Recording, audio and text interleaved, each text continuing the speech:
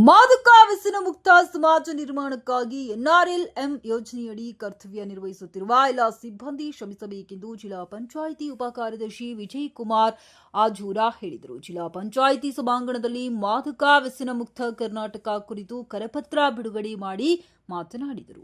ದೀನದಯಾಳ್ ಅಂತ್ಯೋದಯ ಯೋಜನೆಯಡಿಯಲ್ಲಿ ವಿವಿಧ ಸರ್ಕಾರಿ ಇಲಾಖೆಗಳ ಸಹಯೋಗದೊಂದಿಗೆ ರಾಜ್ಯಾದ್ಯಂತ 2 ತಿಂಗಳ ಕಾಲ ಮಾದಕ ವ್ಯಸನ ಮುಕ್ತ ಕರ್ನಾಟಕ ಅಭಿಯಾನವನ್ನು ಆರಂಭಿಸಲಾಗಿದ್ದು, ಅಭಿಯಾನದ ಭಾಗವಾಗಿ ಮಾದಕ ವಸ್ತುಗಳು ಬಳಕೆಯನ್ನ ತಡೆಗಟ್ಟಲು ಮತ್ತು ಅವುಗಳ ಪರಿಣಾಮಗಳ ಬಗ್ಗೆ ಸಮುದಾಯ ಮಟ್ಟದಲ್ಲಿ ಜಾಗೃತಿ ಮೂಡಿಸಲು ವಿವಿಧ ಇಲಾಖೆಯ ಅಧಿಕಾರಿಗಳು ಕ್ರಿಯಾಶೀಲತೆಯಿಂದ ಅಭಿಯಾನದಲ್ಲಿ ಭಾಗವಹಿಸಬೇಕೆಂದು ಹೇಳಿದರು.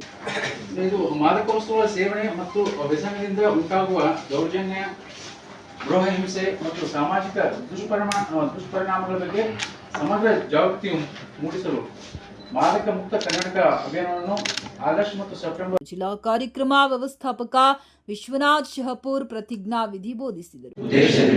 ನಾನು ಸದಾ ಜಾಗರೂಕತೆಯಿಂದ ಮತ್ತು ಜವಾಬ್ದಾರಿಯಿಂದ ವರ್ತಿಸುತ್ತೇನೆ.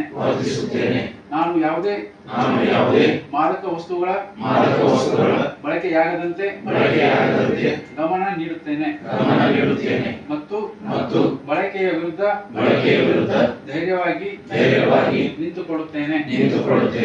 ನಾನು ಕಾರ್ಯಕ್ರಮದಲ್ಲಿ ತೋಟಗಾರಿಕೆ ಇಲಾಖೆ ಜಂಟಿ ನಿರ್ದೇಶಕ ಶಿವನಗೌಡ ಪಾಟೀಲ, ಶಾಲಾ ಶಿಕ್ಷಣ ಇಲಾಖೆ ಪಿಯು ಉಪನಿರ್ದೇಶಕ ಸಿಕೆ ಹೊಸಮನಿ, ಜಿಲ್ಲಾ ಕೌಶಲ್ಯ ಅಭಿವೃದ್ಧಿ ಇಲಾಖೆಯ ಮಹೇಶ್ ಮಾಳವಾಡಕರ, ಆರೋಗ್ಯ ಇಲಾಖೆಯ ಪಿಎ ಹಿರೇಮಠ್, ಮಹಿಳಾ ಮತ್ತು ಮಕ್ಕಳ ಅಭಿವೃದ್ಧಿ ಇಲಾಖೆ ಸಾವಿತ್ರಿ ಗುಗ್ಗರಿ, ಆಹಾರ ಇಲಾಖೆಯ ಎಂಎಸ್ ಅರಕೇರಿ ಸೇರಿದಂತೆ ಇತರರು ಉಪಸ್ಥಿತರಿದ್ದರು.